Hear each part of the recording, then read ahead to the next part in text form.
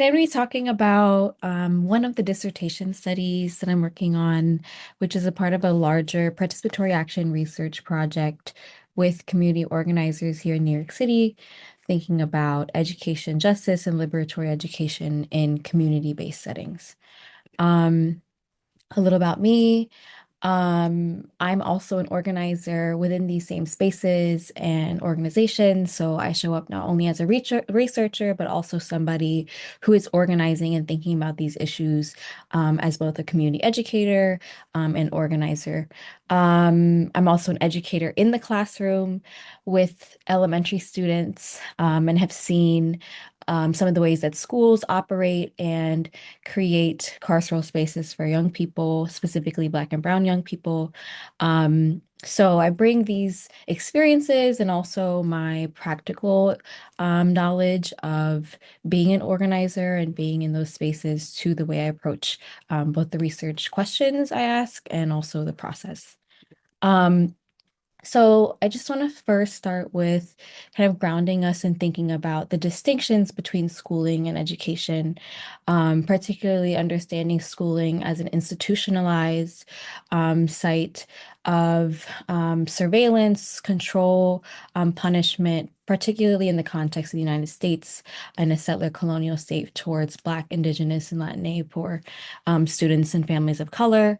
There are a number of educational scholars who talk about institutions of schooling as a site of Black suffering and a complete disregard for Black students and Black life. Um, in contrast, the process of education, which many pedagogues like Freire, but others also talk about education as a process of liberatory becoming or a process of transmitting knowledge from generation to the next, a part of a cultural exchange, and actually developing the technical skills and critical consciousness to change conditions of oppression. So I make this distinction to highlight some of these contradictions that exist between what's happening within our schools, particularly for Black and Brown and poor students, and then what, this real agenda of education as a liberatory process is. There's a large volume of research that shows the evidence of how schools have existed as carcerally violent institutions.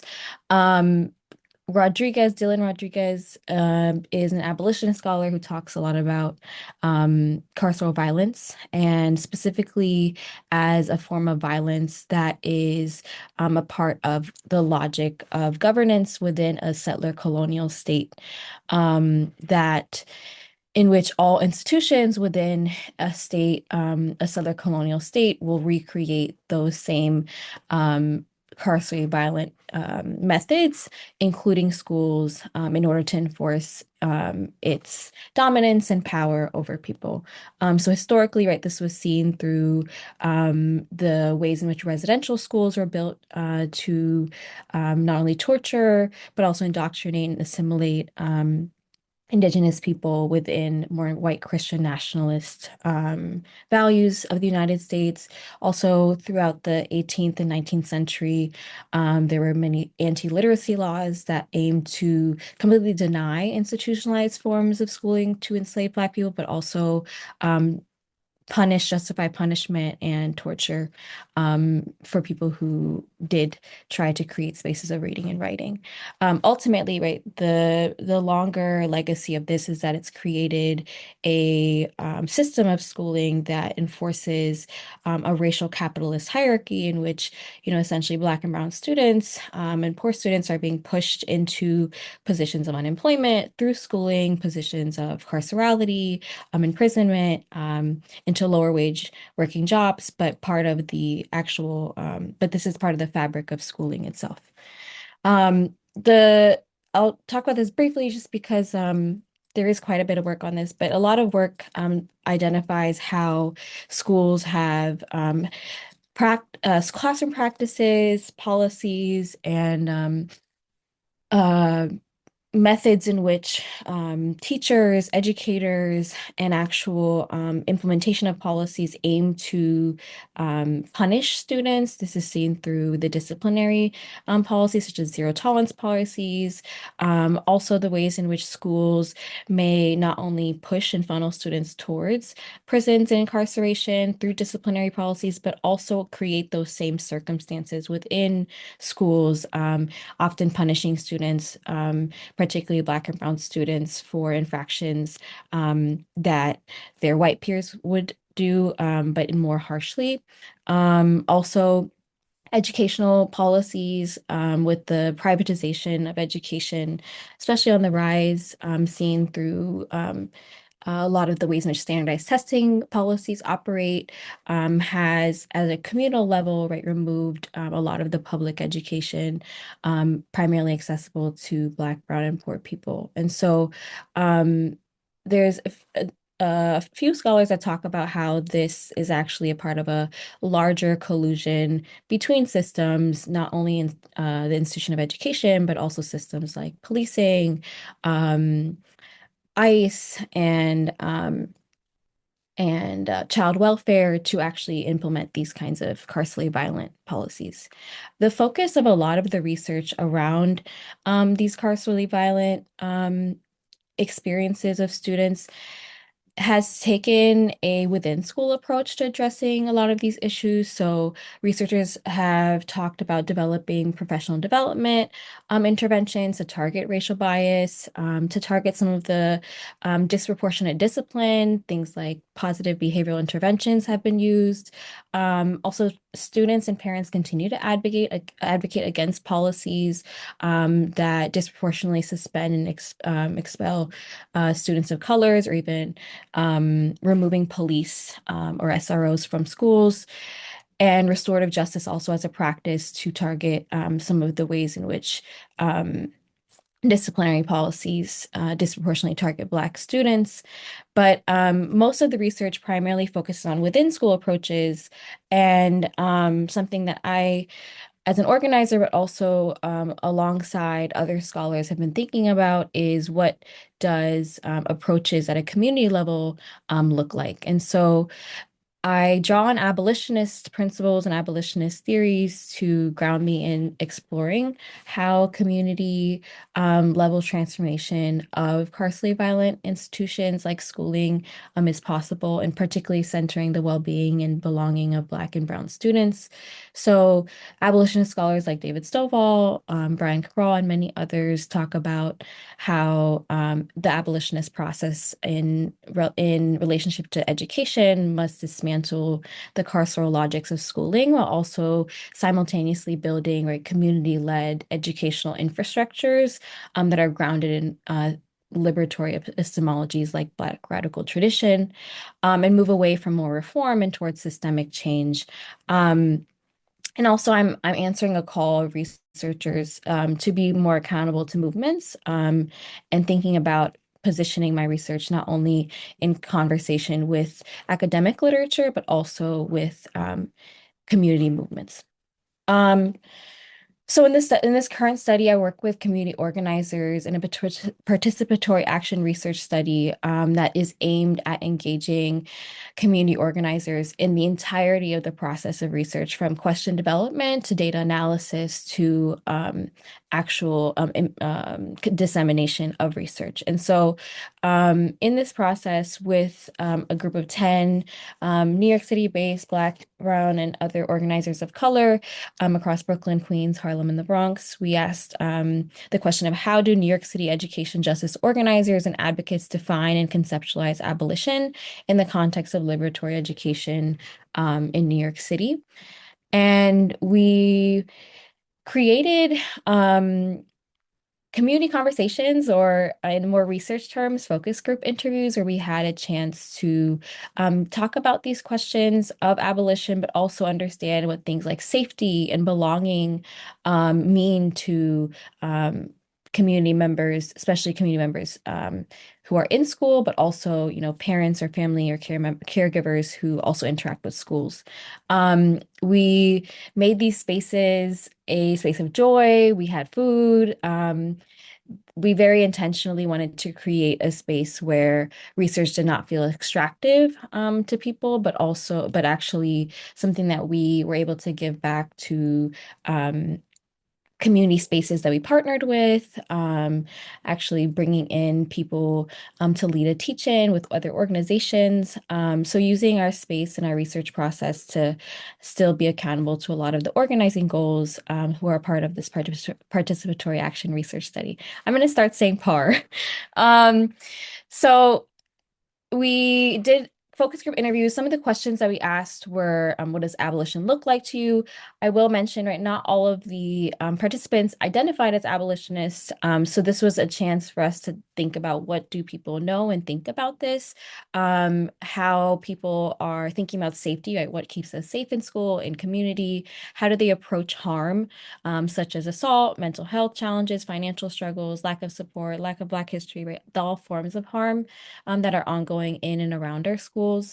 Um, and actually also invited kind of challenging the more normative structure of focus groups, but inviting participants to even contribute questions to our focus group interviews. So one of the organizers had asked, who do we consider a part of our community, or COPS part of the community? So all of the focus group interviews were transcribed by myself and two other PAR members. And we not only had the focus group interviews, but also at these community conversations or focus group interview events, we at I'm trying to turn this off. Okay. We asked participants to actually write on this board of what abolition means to them. They could draw, add visuals to this process. So some of that data was also part of our analysis. So that includes text, art, and the transcripts of the interview itself. We first approached our qualitative data with a inductive approach, meaning basically thinking about what is being said in these interviews, staying as close and true to the words that were said and expressed by participants, and then return to the data after developing emergent themes, developing a coding system to then code the data. And I'll share a little bit more about what that was in a second. So one of the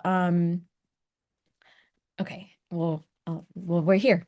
Some of the codes that we were thinking about was what are the buckets of how people describe abolition?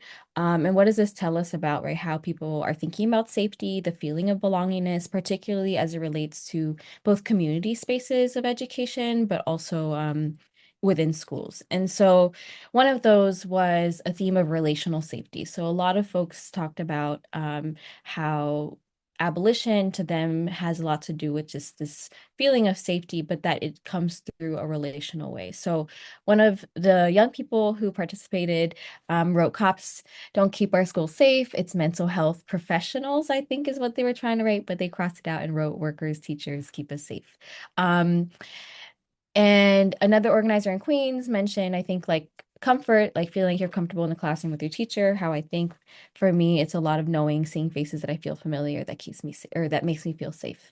Um, the reason why we describe this as relational safety is just emphasizing how familiar faces, people who are consistent in children's lives and caregivers' lives, are essential to developing a feeling of safety among students in schools and also family members. So thinking about safety is not, right, this traditional, I think, concept in schools as being, implemented through just policy or implemented through the presence of, for example, police officers, but something that is an ongoing practice of relationship that's being built.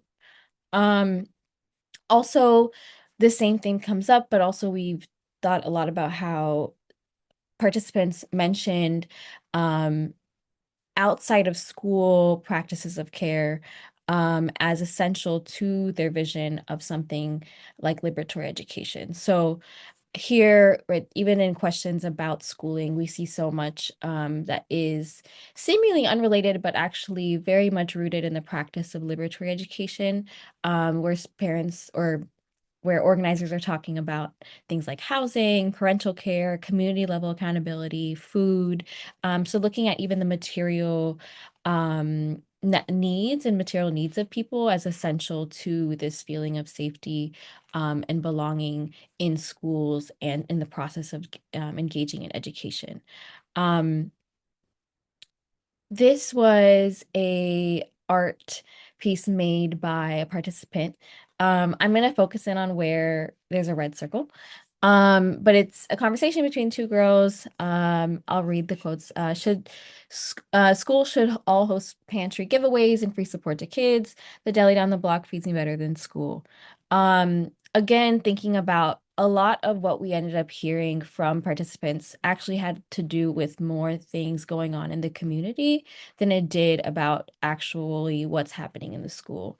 And that was an insight for us to think about, at a community level, things like food, things like what is around school, allows us to develop a system of a liberatory education that actually allows people to feel safe.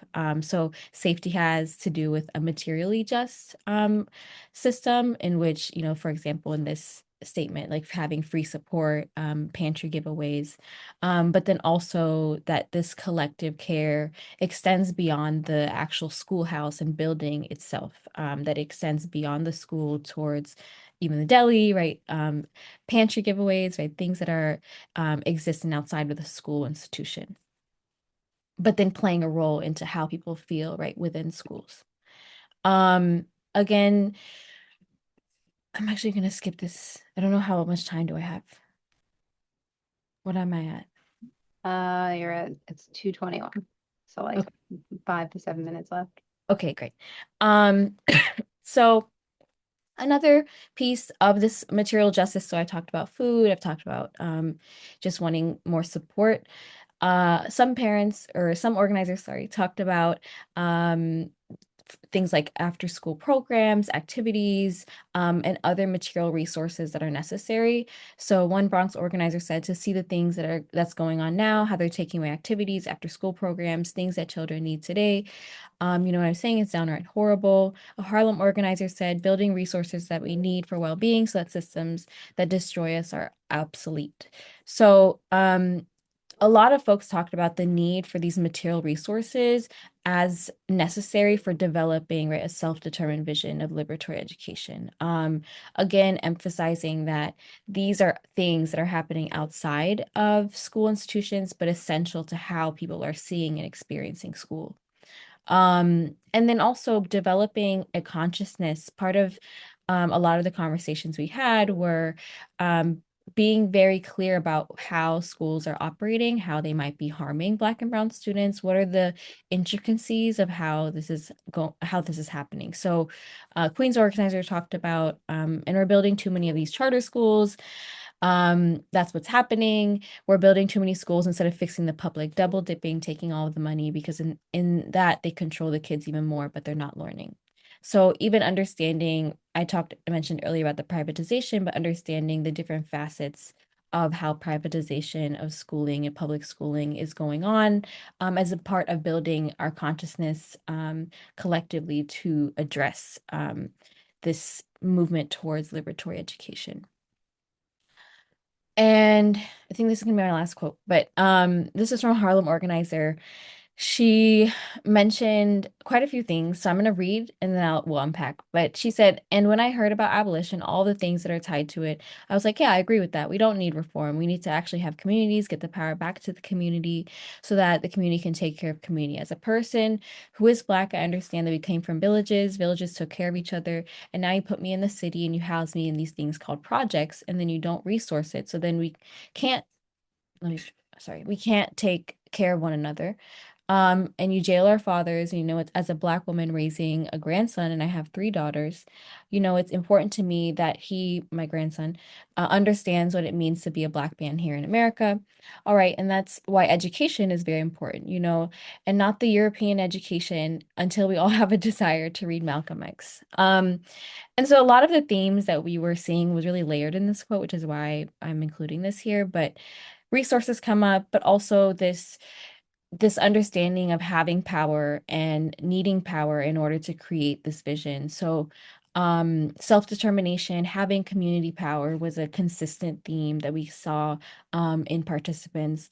And then also that a piece of developing, right, this political consciousness is understanding one, in this context, they're talking about where we came from. So thinking about the ancestral experiences of Black people in villages and systems of community care, but then also understanding what is happening here in the context of, in this case, right, things like European education being taught, and not things that would be raising consciousness, like reading Malcolm X. Um, so just to take away some of the larger points from these quotes and this study, what a lot of us organizers talked about and unpacked in our analysis was the important relationship that's shown between material justice, self-determination, and understanding history or historical reclamation, as a process of building liberatory education, and that liberatory education as a process and having safe liberatory spaces of learning requires material things like food, housing, mental health support, restorative justice, learning about Black history, and resistance, and that it's continuing a historical movement, and that's not something new.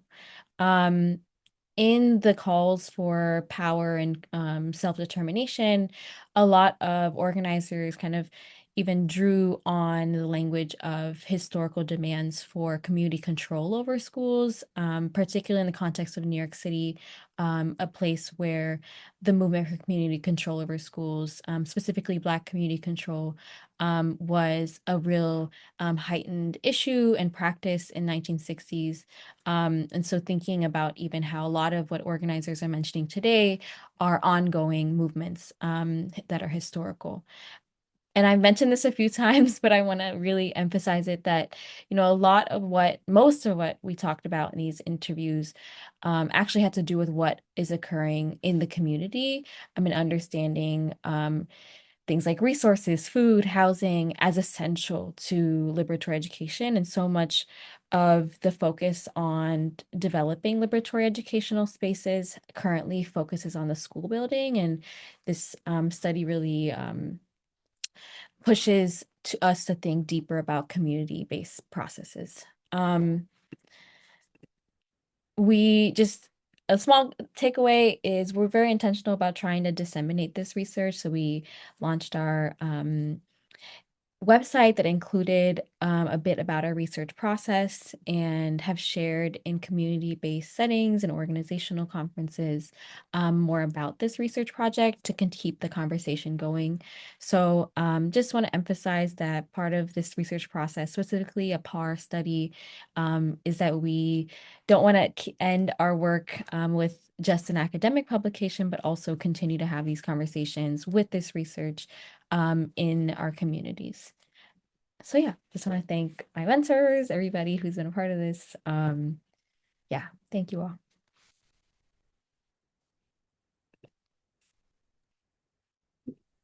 Thank you. Does anyone have any questions? Thank you. Feel free to unmute and ask.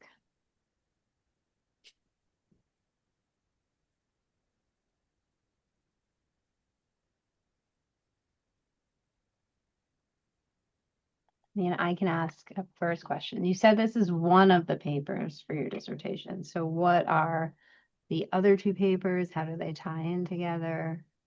Yes. So the other paper is focused on so this question, let me just go back to the research question. This question focuses on the conceptualization of abolition. I skipped a question. Yeah. The second paper is going to focus on the actual strategies that organizers are using to create community-based spaces of liberatory education. What does that practice look like? Understanding that process. And so that's the second study. So kind of expanding on this piece. And um, actually, one of the papers in the study is a theoretical paper that looks at the conceptualization, where I write about the conceptualization of abolitionist organizing praxis and understanding this in context with larger historical movements of abolition. So, um, yeah, so that's more of a theoretical paper, but strategies, and then this is the conceptualization paper. Cool. Thank you. Okay, we have 1 minute left. I have a quick question. Yeah.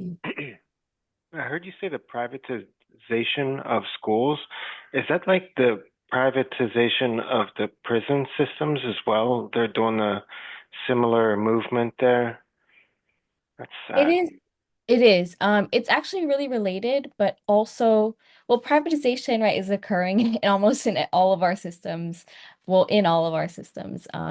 But I particularly am talking about how in recent times, a lot of public schools have grown in their privatized contracts with standardized testing companies, with prisons, with juvenile facilities, basically privately contracting and giving money to these spaces.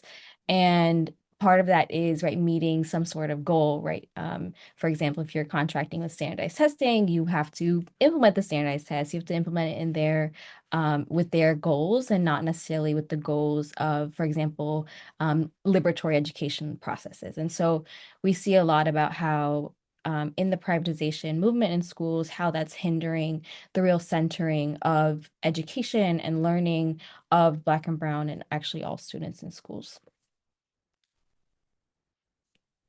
And also the standardized tests are all biased from way back when as well. So Yeah. And even using that as a marker of learning, when we know from research also how much learning is, differentiated and how there's many ways of understanding um, progress in learning, markers of learning that are beyond, right, a standardized test.